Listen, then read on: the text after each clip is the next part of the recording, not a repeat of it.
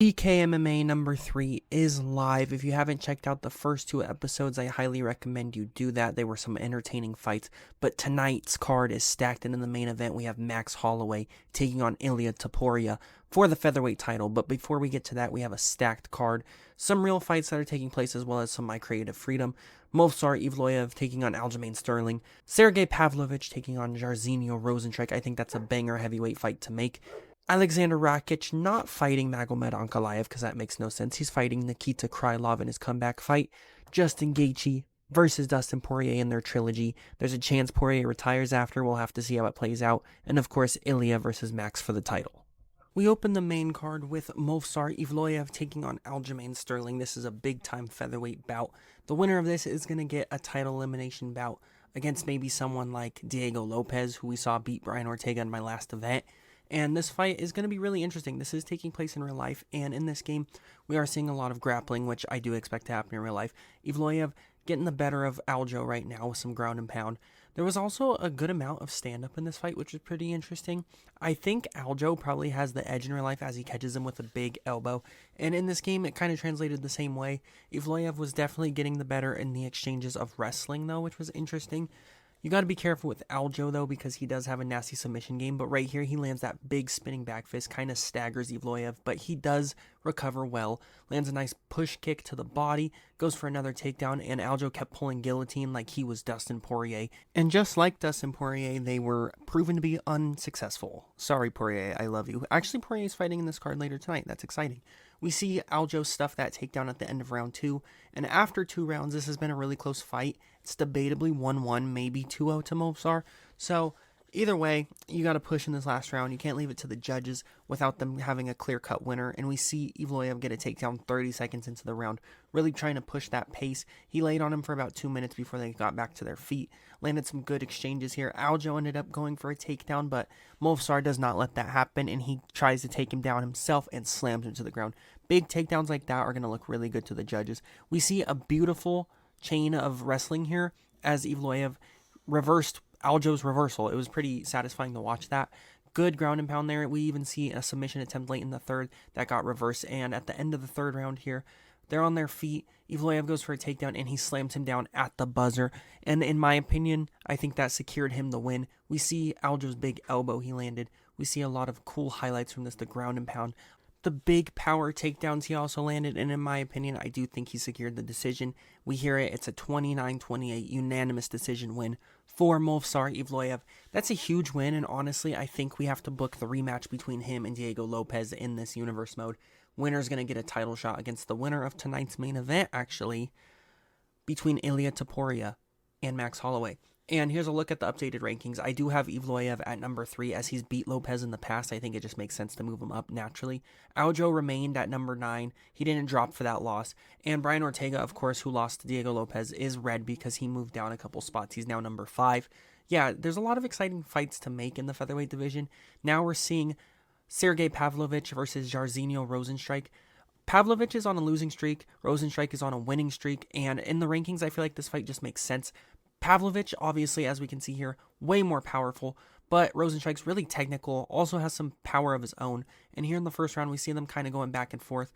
Pavlovich was landing a lot of good counters. We saw Rozenstruik cut him, and that cut's pretty bad, but Pavlovich has been just moving forward, and he lands a big uppercut hook combo, and goes for some ground and pound late here in the first round, and he is going to actually end up getting the first round TKO. Just a brutal uppercut hook combo by Sergey Pavlovich. You do not want to get hit by that guy like that. Very impressive. Very big for him to win after the 2-fight losing streak he's currently on. We're going to have to get him another couple wins to get back in that title conversation because, like I said, he did just lose 2 top-ranked fights. I think he's going to have to fight down in the rankings maybe 1 or 2 more times before we consider him fighting for like a number 1 contenders bout. Maybe we can see him face like a Tom Aspinall in the future again. I think this guy's going to be good for a while. He just had a couple bad performances, but yeah, if he keeps fighting like we've seen him fight in the past, he's going to get nothing but knockouts. It's a big one for Sergey Pavlovich in this universe mode. Some breaking news here, as in our next event, the main event, will be Michael Chandler taking on Conor McGregor. Of course, this fight is supposed to happen in real life, but it keeps getting pushed back, and Chandler is saying it's not going to happen.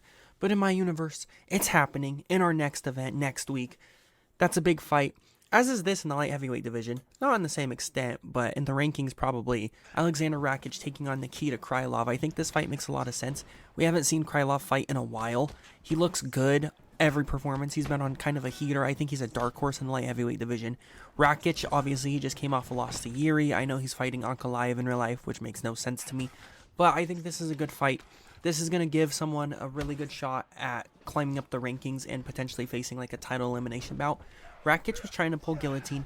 That happens a lot in this game. The computer likes to pull guillotine a lot. And you know what? Like I said, they might just have their inner Dustin Poirier unlocked. But we see Krylov get a big takedown. Rakic was kind of winning in the striking. He goes for an armbar here, Krylov, and after a long time of fighting for it, he gets this armbar submission in the second round. Very impressive win from Nikita Krylov, who's going to climb up the rankings for that. A winner by submission in round 2. It was a great performance. It was a pretty close fight, but Krylov's wrestling proved to be too much, and of course, the armbar submission got it done. So we'll look at the light heavyweight division. Obviously, Pereira is the champion. Krylov's going to move up to number 5 with Rakic going down to number 6. There's a lot of big names in this light heavyweight division. I'm excited to matchmake this whole entire division. It's going to be a lot of fun, and there's, big fights to make. And then we're going to look at the lightweight rankings because our next fight is taking place between the number 3 and the number 4 ranked contenders, Justin Gaethje versus Dustin Poirier, finishing their trilogy. A lot at stake in this fight. Honestly, if Poirier loses, I could see him hanging up the gloves. So this is like a winner-take-all kind of match. This is like a WWE stipulation. The streak versus HBK's career, except not at all the same thing because there is no streak involved. But this is a banger fight, obviously. When I was looking through the rankings, it was really hard for me to find someone else to match these guys against. They're both coming off losses. They both fought each other twice. They're 1-1. I think the trilogy makes a lot of sense. I know some people don't want to see that. Trilogies are kind of boring. As we see Gaethje actually drop Poirier. This fight was honestly a banger for as long as it lasts. Spoilers? I don't know. I would be a terrible commentator. But yeah, it was just so hard to find anyone else to match these guys against. Probably lower in the rankings. I don't know if Gaethje deserves to fight someone higher in the rankings like this, as he gets dropped by Poirier. They've both dropped each other once per round. I also don't know if this should be Poirier's last fight, win or lose. We'll see. I think there's a lot to ruminate about and figure out in the future as we see Gaethje rock Poirier and try to go for that head kick that he knocked him out with in their last fight. We look at the corner. Poirier's busted open. It was a really close round, but I would have to give it to Gaethje. So heading into round 2, they've both been wobbled a few times. We'll see if they can get a finish here in the second round. The pace has been really high. They've been throwing a lot of big shots. Poirier rocks Gaethje immediately. Gaethje sways and he recovers well. They've just been throwing bombs at each other, rocking each other back and forth as we see Poirier get rocked again. And just like their second fight, Justin Gaethje head kick knocks out Dustin Poirier. You hate to see it. I love Dustin, so this was tough. He gets absolutely rocked, destroyed, decimated by another head kick knockout. And this is my universe mode. I think in real life it makes a lot of sense for Dustin Poirier to retire. And I am contemplating that idea, but I think we should do a whole situation where Poirier is going to go home, discuss his options. Maybe we'll see him move up to welterweight. Something like that. Or this could very well be his last fight. I'm not too sure yet. I don't know what's next for Gaethje. He's right back in the win column. He's going to get some big names in lightweight again. Justin Gaethje wins the trilogy. He knocks out Dustin Poirier viciously by a big head kick knockout in round 2. And we're heading to the main event, so we're going to look at these featherweight rankings. Ilia is the champion. Volk is still number 1. He's going to look to fight the winner of this matchup between Ilia and number 2 Max Holloway. Winner of this is going to face Volk, but then we have Movsar Evloev, Diego Lopez. We could see them fight each other, and the winner of that's going to get a title shot. There's so many things to do in this featherweight division, but for now, we're going to look at the walkouts. We're going to see Max Holloway enter the stadium, enter the venue. He is going to walk out and try to win that title back. He was a dominant featherweight champion when he had it. Obviously, Alexander Volkanovski had his number and beat him 3 times in their 3 fights. And he's the only featherweight to ever beat Max Holloway, besides like Conor McGregor. It's pretty crazy to think about. Holloway hasn't lost to like anyone. So this is a really hard fight to pick. It is happening in real life. I am leaning towards Ilia in real life. I think he's a bad matchup for Max. I don't know if you'll see Max get knocked out, though. His chin is just so unbelievably good. We're going to have to see. I think Ilia is going to use the striking really well. I even use that grappling. If Max loses, that's just so unlucky that he's literally running into the toughest featherweights we've ever seen. Volkanovski's debatably the greatest featherweight of all time, and Ilia is the only man to beat Volkanovski in his own weight class. Obviously, we saw Islam do it, but man, this is such a compelling matchup for me. Like I said, I am leaning Ilia. I like Max a little bit more in real life. I think Ilia's super cool, though. I know he's a little bit weird as a champion. Like, he doesn't want to fight anyone, but he is fighting Max, and that's what counts here. Looking at Bruce Buffer introduced these two for the main event. This is going to be such a good fight in real life as well as in the simulation, and I'm really excited to watch the fight as a playthrough here. We saw some really good exchanges from them in the first round. We also see Ilia attack the body a lot with that front kick and the body kick, probably trying to drain the cardio of Holloway. That is one thing Holloway definitely has to have on Ilia. We've seen Ilia with some great cardio in his fights, but Holloway he never runs out of gas, and he's always throwing. We saw Ilia get a takedown here in this round, and after one round, I do think I have Ilia up 1-0. We're looking at Max. He looks fine, doesn't have any cuts or anything, just slight bruising on his cheek. So with Ilia up 1-0, in my opinion, we head to the second round. I think that takedown really secured it for him because the striking was pretty even.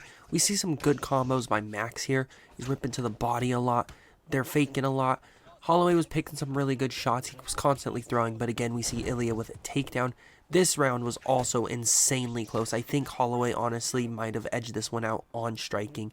Heading to the third round, we still see that Holloway is now busted open, and it was some ground strikes that did it for Topuria. He got Max's nose to bust wide open and slightly on his cheek. And here in the third round, he's attacking it some more. Lands a good body kick. There's blood all over his gloves. Looks crazy on the gold gloves. Holloway catches Topuria here in the third round, staggers him. Topuria does well to recover, though, even though Holloway was still on the attack. He also goes for another takedown. We saw Ilia really resorting to his grappling to try to secure him some of these rounds back, landing some absolute bombs in the ground and pound, but Holloway did get up and sat back down immediately with that front kick. We'll see if Ilia tries to go to the ground more, if he's going to keep it striking. I do think it is obvious as to why he is going to the ground so much with Holloway. Holloway is an absolute elite striker, one of the best strikers in the UFC. He doesn't have the craziest of power, especially at featherweight. That is definitely an advantage for Topuria. He has way more power, but Holloway is still landing some absolute crazy strikes, going to the body a lot, going to the head a lot.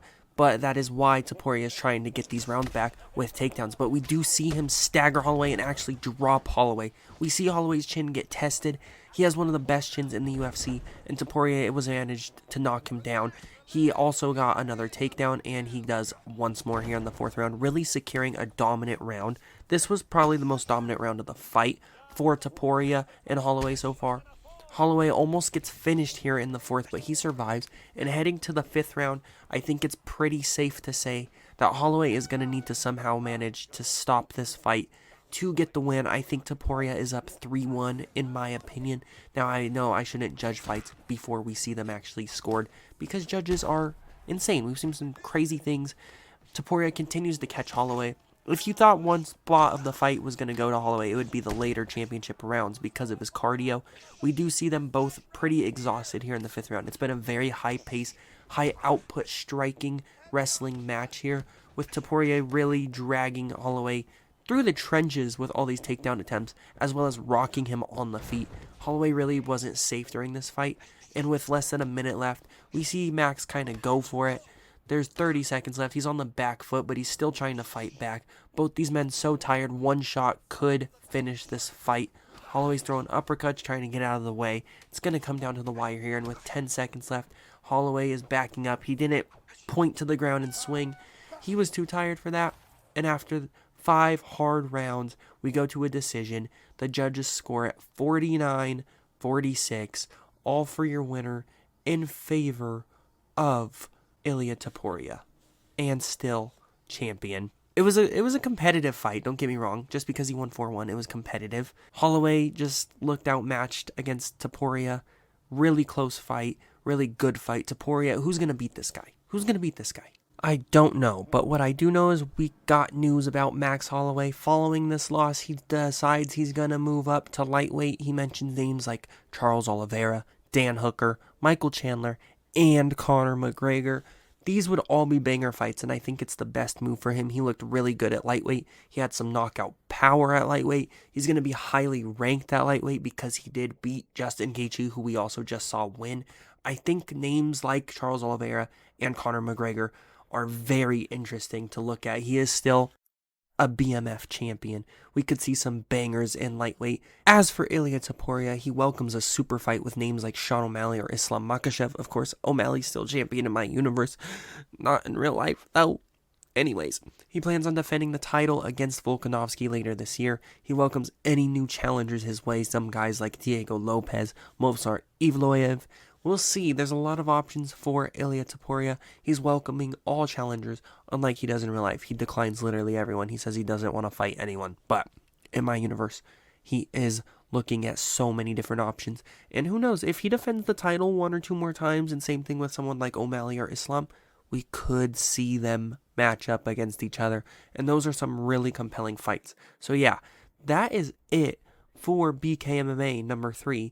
If you liked this video, I'd really appreciate if you could like, comment, and subscribe. It really does mean a lot to me. I'm going to be pumping out more videos, whether it's real life breakdowns, predictions, card event recaps, or this UFC 5 universe mode that I have created. If you're enjoying it, I really would appreciate all these things. So yeah, I'll see you guys in next week's video. I'm assuming it's going to be a UFC universe mode video, and it's going to be McGregor versus Chandler. Banger fight right there. It's happening in my universe, not in real life. But yeah, thank you guys so much for watching, and I'll see y'all later. Peace.